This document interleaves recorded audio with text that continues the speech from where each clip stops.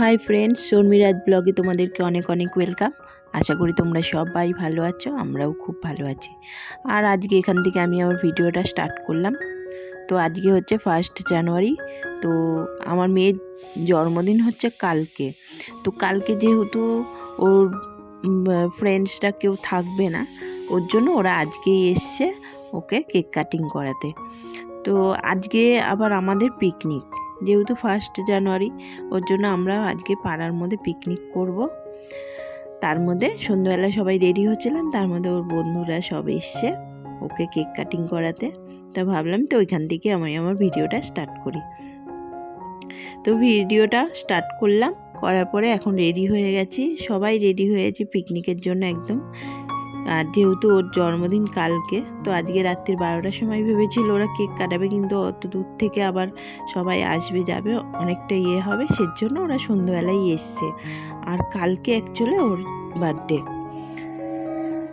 তো কালকে কেকটা কাটা হবে। তো এখন ও বন্ধুরা সবাই এসছে, কেক চকলেট ওর জন্য একটা গিফট নিয়ে এসছে। গিফটটা তো খুব সুন্দরই হয়েছে। আর এদিকে দেখো সব সাজানো হয়ে গেছে। আর তোমাদের দাদাভাই হচ্ছে বাইরে, যে আমাদের পিকনিক হচ্ছে সেখানে আছে, তো ওখানেও তো থাকতে হবে। ওখানে যেহেতু সব আনা টানা আর কেনাকাটা সব করতে হচ্ছে, ওখানে রান্না টান্না হচ্ছে, ওইগুলো আমি পরে তোমাদের সাথে শেয়ার করব। আগে ঘরের ভিডিওটা আমি শেয়ার করে নিই।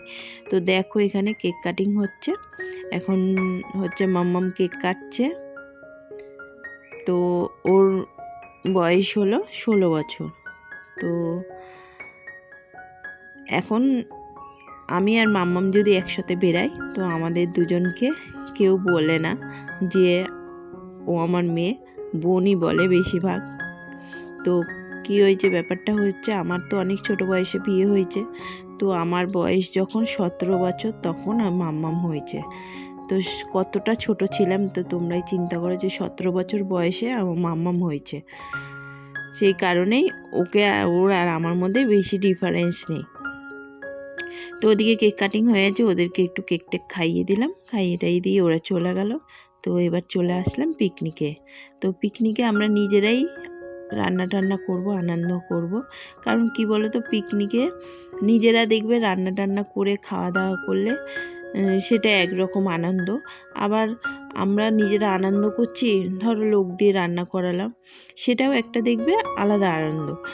তো এখানে বেশি আনন্দ কারণ হচ্ছে সবাই মিলে একসাথে করছি, যেহেতু কেউ একজন কুটে কেটে দিচ্ছে, কেউ রান্না করছে, কেউ ওকে হেল্প করছে, এরকমভাবেই হচ্ছে।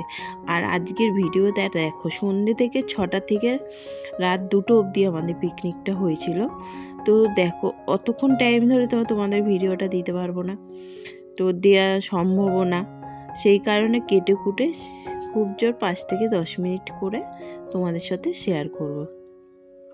তো সন্ধ্যেবেলায় কফি আর পকোড়া হবে।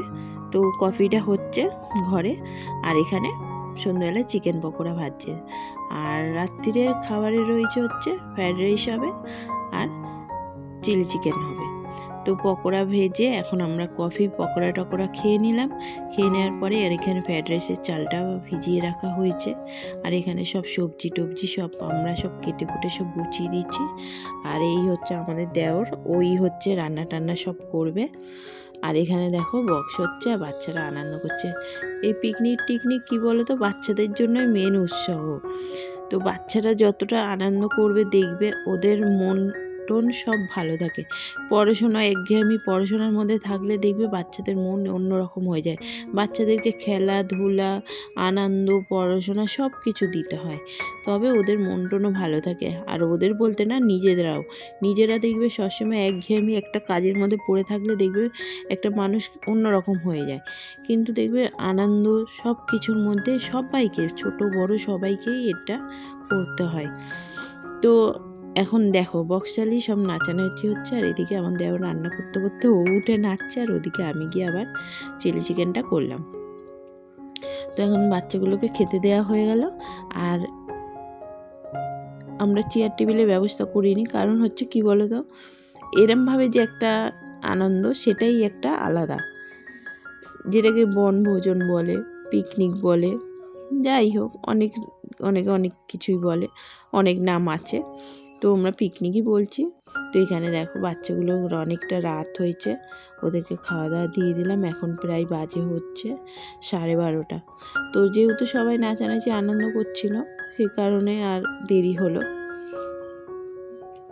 তো বাচ্চারা সবাই খেয়ে নিই, তারপরে আমরা সব বড়রা পরে খাবো। আর সত্যি কথা বলতে চিলি চিকেন আর ফ্রাইড রাইসটা এত ভালো হয়েছিল বলার কথা না। দেখো চিলি চিকেন থেকে এখনও ধোঁয়া বেরাচ্ছে, কেন সবই চিলি চিকেনটা নামানো হয়েছে। এই দেখো ধোঁয়া বেরাচ্ছে, পুরো নামানো হয়েছে। আর ফ্রাইড রাইসটা আগে হয়েছে। আমার এই দেওর যে ও রান্না খুব ভালো পারে, রান্নার এক্সপার্ট যাকে বলতে পারো। আমরাও এতটা ভালো পারবো না, ও যতটা রান্না এক্সপার্ট। কি ব্যাপারটা হচ্ছে ও অনেক ছোট থেকেই রান্না টান্না করা শিখেছে। ওরা 2 ভাই বোন, আর বাবা আর মা যেহেতু মারা গেছিলো অনেক ছোট বয়সে, সেই কারণেই ওর দিদি আর বাবা 3 জনের সংসারে বোন আর ও মিলেই 2 জন মিলেই এই সংসারটাকে সামলিয়েছে। সেই কারণেই দেখবে রান্নার একটা যেহেতু করে এসে এক্সপার্ট হয়ে গেছে। তো এখন রাত্রিরে আমরা এই কজন বাকি ছিলাম, সবাই মোটামুটি খাওয়া দাওয়া হয়ে গেছে। তো আজকের এই ভিডিওটা তোমাদের কেমন লাগলো অবশ্যই জানিও কমেন্ট করে।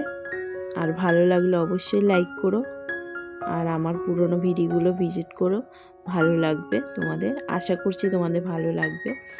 তো আজকের মতো এখানেই, বাই।